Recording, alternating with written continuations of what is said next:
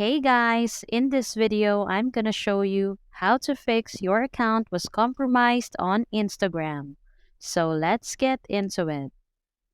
To fix your account was compromised on Instagram, you need to reset your Instagram password. To do so, go to the Instagram login page. Tap on Forgot Password and follow the on-screen instructions. The instructions include entering your Instagram username, email, or mobile number. We suggest that you put your email since it is a far better option.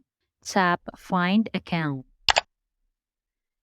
Instagram will then send you a link for resetting your password to the email address you have provided.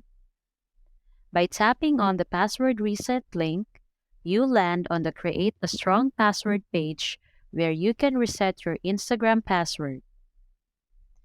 Enter a password of your choice and click on the Reset Password tab.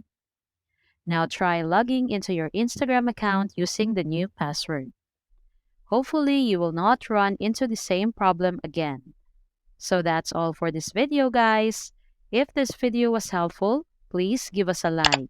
And don't forget to subscribe to our channel so you don't miss out our new uploads. Thanks for watching, and I will see you in the next one.